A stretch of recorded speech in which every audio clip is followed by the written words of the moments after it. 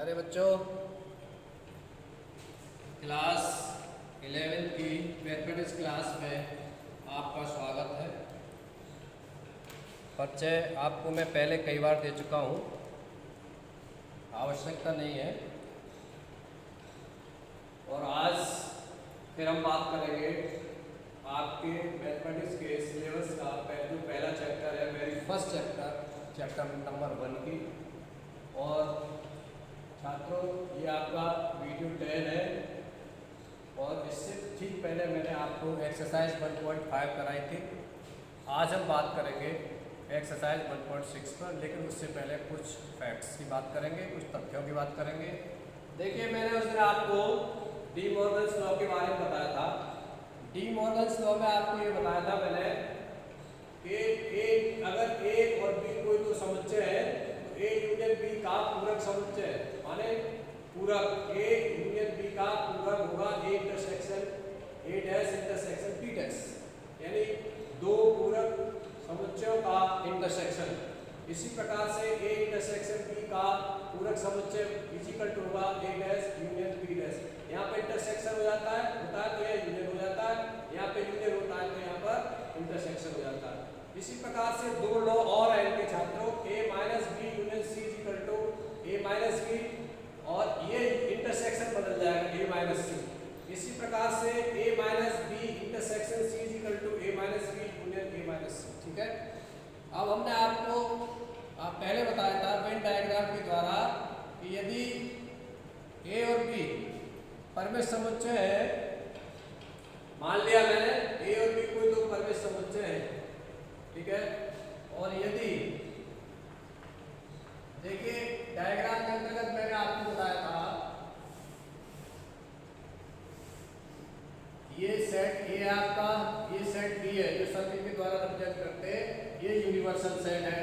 ठीक है, तो ये आपका जो ए है और बी है, इन दोनों का ये इंटरसेक्शन होता है, ये भी आप जानते हैं, ए इंटरसेक्शन बी, और ये कितना होता है a माइनस बी, इतना ये a माइनस बी, ये वाला पोर्शन, और ये वाला पोर्शन कितना होता है b में b माइनस a।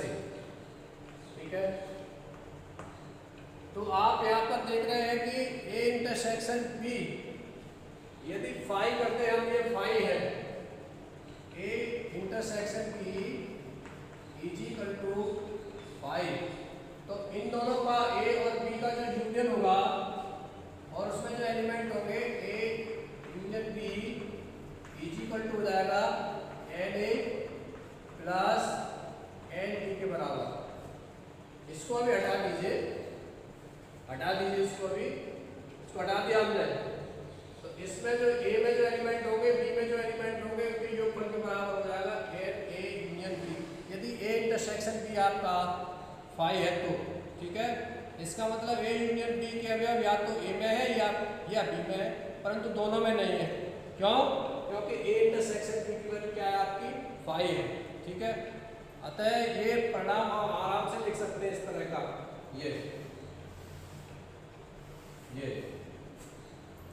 अब बात करते हैं आपके व्यापक रूप से यानी इन जनरल में आप बात कर रहे हैं तो N A union B is equal to N A plus N B minus N A intersection B. ये फार्मूला प्यारे छात्रों आप याद कर लीजिए, इसको बहुत सारे क्वेश्चन है, ये बेस फार्मूला है, इसका बेस फार्मूला। यूनियन और इंटरसेक्शन का जो अनुप्रयोग है उस पर आधारित ये फॉर्मूला है, और इस फॉर्मूले के द्वारा हम एक्सरसाइज 1.6 के क्वेश्चन सॉल्व करेंगे। कैसे सॉल्व करेंगे आइए बताते हैं। तो इसमें सबसे पहले इसे समुच्चय की योग प्रमेय भी कहते हैं प्यारे छात्रों। क्या कहते हैं? समुच्चय की योग प्रमेय theorem, addition theorem of set. ठीक है, आइए क्वेश्चन करते हैं सबसे पहले इस पर, उसके बाद फिर नेक्स्ट क्वेश्चन बताएंगे। इसमें चाहे तो आप दो इंपॉर्टेंट फॉर्मूला और नोट कर सकते हैं। क्या नोट करेंगे फॉर्मूला कि एन, पहला फॉर्मूला है N A dash union B dash is equal to N A intersection B का डैश, ये इस तरह से, ठीक। और दूसरा फार्मूला है आपका, इसको आप ऐसे भी निकाल सकते हैं कि एन यू में से आप इसे आगे बढ़ा के कह सकते हैं यूनिवर्सल सेट में से आप एन ए इंटरसेक्शन बी क्या निकाल लेंगे, यानी number of elements in A intersection B. और ये क्या है आपका number of element in U, और ये क्या है आपका ए इंटरसेक्शन बी का जो पूरक है उसमें कितने अवयव है ये है, और ये आपका ए डैश बी डैश का जो यूनियन है उसमें नंबर ऑफ एलिमेंट्स की संख्या है। इसी प्रकार से इस फॉर्मूले में ए यूनियन बी में कितने एलिमेंट्स हैं, ए में कितने एलिमेंट्स को शो करता है, ये बी सेट में कितने एलिमेंट्स हैं, और ये ए इंटरसेक्शन बी में कितने एलिमेंट्स हैं उसको शो करता है। इसी प्रकार से दूसरा फॉर्मूला आप यहाँ पर वो याद कर सकते हैं, ए डैश इंटरसेक्शन कर दीजिए इसका, तो ये हो जाएगा आपका एन ए यूनियन बी का dash is equal to N U minus N A union B. ये दो फॉर्मूला और याद कर लीजिए, बहुत इंपॉर्टेंट फार्मूला है, इसमें क्वेश्चन आते हैं आपके एक्सरसाइज अभी 1.6 में क्वेश्चन देखने को मिलेंगे, ठीक है। ये डैश है, डैश एक। तो आइए क्वेश्चन करते हैं, एक्सरसाइज 1.6 शुरू करते हैं, और मैं इसको एक किताब उठा लेता हूँ। अब इसमें देखिए क्वेश्चन नंबर 1.6, वो एक्सरसाइज 1.6 का पहला, दूसरा, तीसरा, चौथा, पांचवा क्वेश्चन एक जैसे हैं। और इसमें पहला क्वेश्चन है, यदि x और y दो समुच्चय है कि nx is equal to 17। Exercise 1.6 का फर्स्ट क्वेश्चन क्या कह रहे हैं, इसमें nx दो सेट है, x और y का nx इज इक्वल टू 17 है, ny इज इक्वल टू आपका ny इज इक्वल टू 23, और तीसरी चीज है आपका x union x union y is equal to 38। और कुछ क्या रहे हैं x intersection y is equal to कितना, वाट। आइए देखिए आपके सामने ये फार्मूला लिखा हुआ है, ये बिल्कुल इस ए और बी की जगह x और y रख देंगे, ठीक है। तो ये पूछ रहे हैं इसमें x इंटरसेक्शन बी, तो इसको यहाँ ले आइए, इसको इधर ले जाइए, कोई फर्क नहीं पड़ेगा। तो आपका फॉर्मूला हो जाएगा x intersection y, x intersection y is equal to nx plus ny minus nx union y। और इसमें एलिमेंट्स कितने हैं, x में एलिमेंट है आपके 17 प्लस इसमें कितने हैं 23 माइनस इसमें कितने हैं आपके 23, कितने हो जाएंगे ये 38 है, ये 38 कितने हो जाएंगे आपके, ये हो गया 0 2 3 4 और 5, ठीक है, माइनस 38, कितना बचा 12, ठीक है। तो x इंटरसेक्शन y की वैल्यू कितनी हो गई 12 हो गई।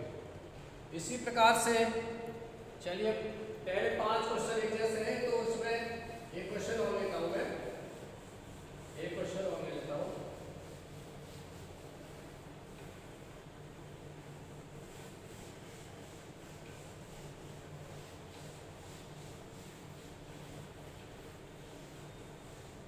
क्वेश्चन नंबर चलिए थर्ड ले लेता हूँ। 400 व्यक्तियों के समूह में ये क्या है एन ए यूनियन बी, 400 व्यक्तियों के समूह में है, तो ये हो गया छात्रों N A union B is equal to 400। ये क्वेश्चन नंबर थर्ड है आपका, ठीक है। 400 व्यक्तियों के समूह में 250 हिंदी, अब एक कदा 200 अंग्रेजी बोल सकते हैं। हिंदी अंग्रेजी की बात कर रहे हैं तो एच और ई ले लीजिए, एच और ई, एच एंड ई। क्वेश्चन पढ़ देता हूं पहले मैं। 400 व्यक्तियों को समूह में 250 हिंदी तथा 200 अंग्रेजी बोल सकते हैं। कितने व्यक्ति हिंदी तथा अंग्रेजी दोनों बोल सकते हैं? दोनों बोल सकते हैं। इसका मतलब यह है कि H इंटरसेक्शन E पूछा है। अगर हिंदी को हम H से रिप्रेजेंट करें, निरूपित करें और अंग्रेजी को E से निरूपित करें तो ये हो जाएगा फॉर्मूला आपका H यूनियन E। क्या हो जाएगा formula? H union E is equal to NH plus NE minus NH intersection E। ठीक है। और इसमें क्या क्या दे रखा है? इसमें यूनियन दे रखा है 400 नंबर ऑफ, ये इसकी वैल्यू दोनों 400 व्यक्तियों के समूह में, तो ये हो गया आपका 400, 250 हिंदी, NH की वैल्यू कितनी दे रखी है? 250 प्लस अंग्रेजी कितने बोल सकते हैं? 200 अंग्रेजी बोल सकते हैं, 250 हिंदी बोल सकते हैं।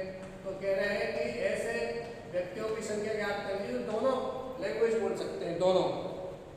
तो इसमें से माइनस कर दीजिए, कर दिया आपने, इसकी वैल्यू रख दी, इसको इधर ले आइए, कितना हो जाएगा ये? NH intersection E is equal to, ये हो गया आपका कितना हुआ ये? ये हो गया 0, 5 और ये गया 4 माइनस 400 आपका इधर से आ गया लेफ्ट हैंड साइड से, कितना हो गया ये? 50। ठीक है। 50 ऐसे व्यक्ति है जो हिंदी और इंग्लिश दोनों को बोल सकते हैं। ठीक है। अब आपका क्वेश्चन नंबर 6। क्वेश्चन नंबर 6 भी बिल्कुल वैसा ही क्वेश्चन है। 70 व्यक्तियों के समूह में 37 कॉफी, 52 चाय पसंद करते हैं और प्रत्येक व्यक्ति दोनों में से कम एक पेय पसंद करता है। तो कितने व्यक्ति कॉफी और चाय दोनों को पसंद करते हैं? देखिए, कॉफी को यदि हम C कहें, C से रिप्रेजेंट करें और चाय को T से करें तो ये हो गया आपका, क्या क्या दे रखा है? 70 व्यक्तियों के समूह में, तो ये हो गया आपका प्रत्येक व्यक्ति दोनों में से कम एक पेय पसंद करता है। तो ये हो गया आपका छठवां क्वेश्चन है, NC इंटरसेक्शन T दोनों को पसंद करने वाला पूछा है क्या है, और यूनियन कितना है इनका? यूनियन है C union T is equal to, ये देखा है आपका कितना? 70 और NC की वैल्यू कितनी है? NC की वैल्यू आपकी 37, कितनी है? 37। और चाय कितना पसंद करते हैं? NT is equal to 52। तो देखिए फॉर्मूला सीधा सीधा है, NC क्या हो जाएगा फॉर्मूला? NC यूनियन T या इंटरसेक्शन निकाल लीजिए सीधा सीधा, T is equal to NC plus NT minus NC union T। ठीक है। तो ये हो गया, इस फॉर्मूले में आप लिख दीजिए, कैलकुलेशन है सिंपल सी, इसमें वैल्यू रख दीजिए। यहाँ पर आप 70 रख दीजिए, 37 इसकी जगह, और यूनियन की जगह 70 रख दीजिए, NT की जगह 52 रख दीजिए, आपका रिजल्ट आ जाएगा। राइट। अब आपका क्वेश्चन नंबर 7। क्वेश्चन नंबर 7 में कह रहे हैं वो 65 व्यक्तियों के समूह में 40 व्यक्ति क्रिकेट और 10 व्यक्ति क्रिकेट और टेनिस दोनों को पसंद करते हैं। ठीक है। 70 व्यक्तियों का समूह है, 70 व्यक्तियों के समूह में 65 व्यक्तियों के समूह में 65 व्यक्तियों के समूह में 7वां क्वेश्चन है मेरे छात्र, मैं क्वेश्चन पहले बोल देता हूँ। 65 व्यक्तियों के समूह में 40 व्यक्ति क्रिकेट और 10 व्यक्ति क्रिकेट और टेनिस दोनों को पसंद करते हैं। माने क्रिकेट को अगर हम C से रिप्रेजेंट करें, C से, तो NC की वैल्यू हो गई आपकी 40। NC कितना हो गया? NC 40। ठीक है।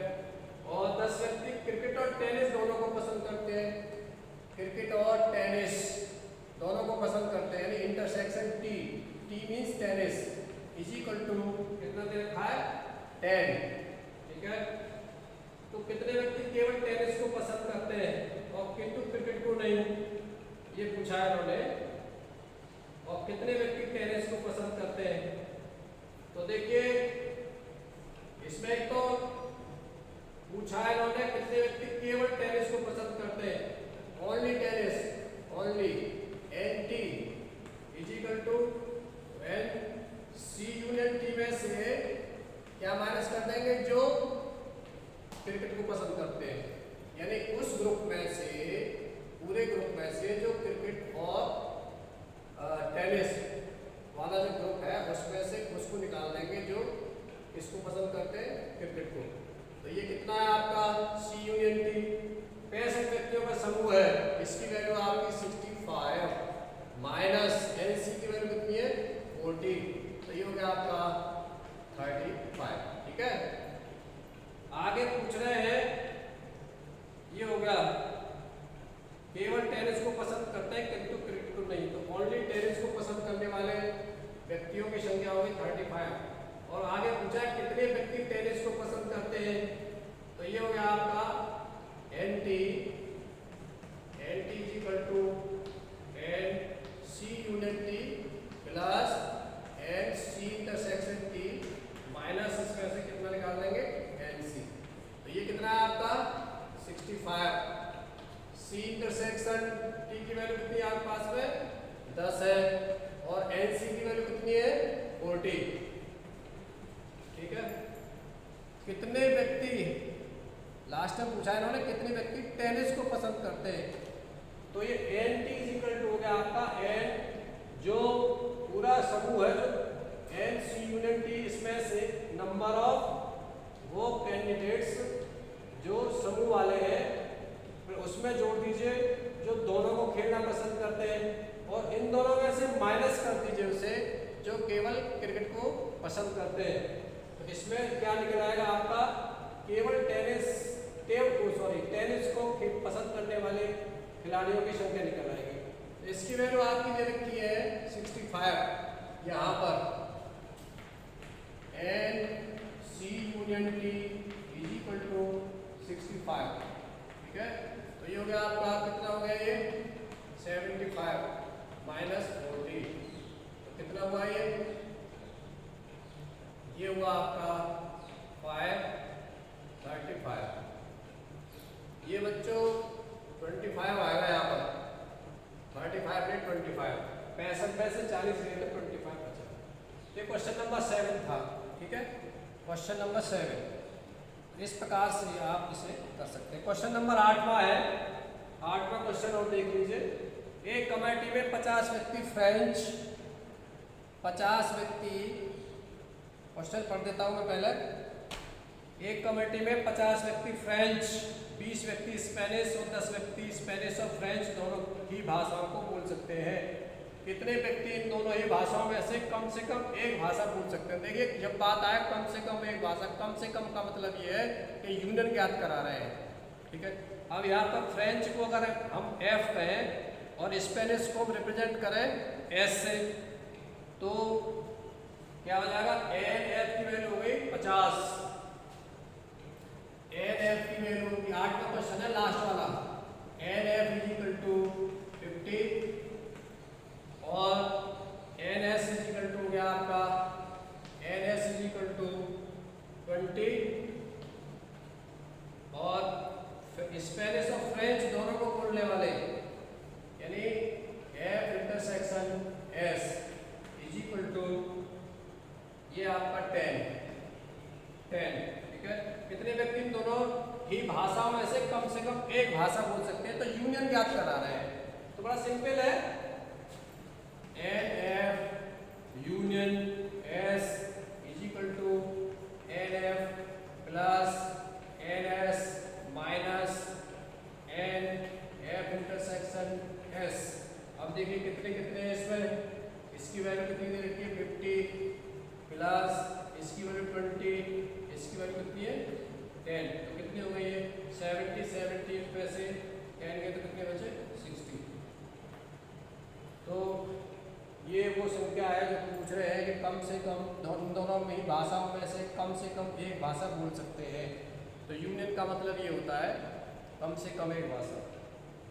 तो इसको प्यारे छात्रों तैयार कर लीजिए। 8 क्वेश्चन है इस एक्सरसाइज में और ये एक्सरसाइज आपकी 1.6 खत्म होती है यहीं पर। और इसके साथ ही ये चैप्टर, इसमें एक विविध प्रश्नावली और है।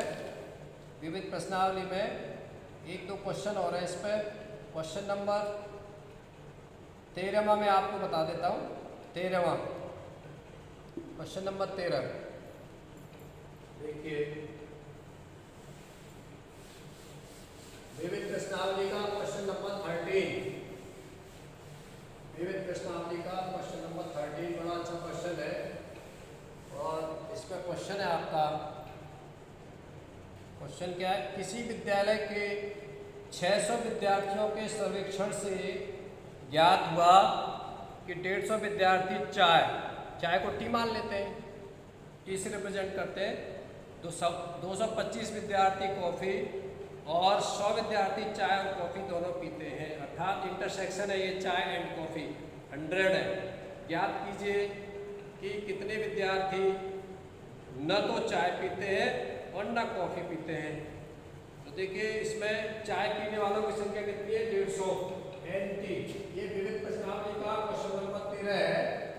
क्वेश्चन नंबर 13 है विविध प्रश्नावली, मिसलेनियस का, इसी का मिसलेनियस चैप्टर की का विविध प्रश्नावली का।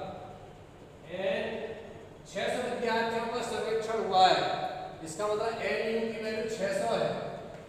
NU की वैल्यू कितनी है? 600, राइट। और इसमें 150 विद्यार्थी चाय वाले हैं, NT की वैल्यू कितनी है? 150।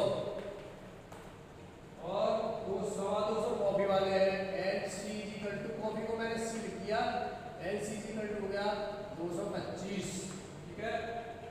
और 100 विद्यार्थी चाय और कॉफी दोनों पीते हैं, चाय और कॉफी, C इंटरसेक्शन T ये हो गया आपका 100, ठीक है। तो कितने विद्यार्थी ऐसे हैं जो न तो चाय पीते हैं और न कॉफी पीते हैं? क्या पूछा है? न चाय पीते हैं और न कॉफी पीते हैं, ये पूछा है। T intersection T dash intersection C dash. T dash का मतलब है जो चाय नहीं पीते, C डैश का मतलब है जो कॉफी नहीं पीते हैं। और जो दोनों नहीं पीते हैं, न चाय पीते हैं न कॉफी पीते हैं, तो इसका मतलब यह है कि इन दोनों का इंटरसेक्शन है, इन दोनों का वेलिस्ट है, अर्थात T dash intersection C dash में नंबर ऑफ एलिमेंट की संख्या ज्ञात करिए। तो देखिए, मैंने अभी आपको एक फार्मूला बताया था। क्या फार्मूला था?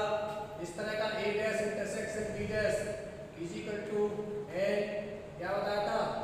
इसका डैश पूरे का, ध्यान है आपको? इसी से ठीक पहले मैंने आपको फॉर्मूला बताया था, डी मॉर्गन्स लॉ के बाद में बताया था ये फॉर्मूला आपको, डी मॉर्गन्स लॉ, ठीक। और इसके बाद ही बताया था फिर मैंने आपको, ये था आपका, ये आपका कॉम्प्लीमेंट्स है, पूरक है। याद कीजिए, जब मैंने पूरक समुच्चय की बात करी थी तो ये बताया था कि A डैश होता है U में से A निकाल देते हैं। अब नंबर ऑफ एलिमेंट्स की बात आए तो A dash NU minus NU हो जाएगा, and A डैश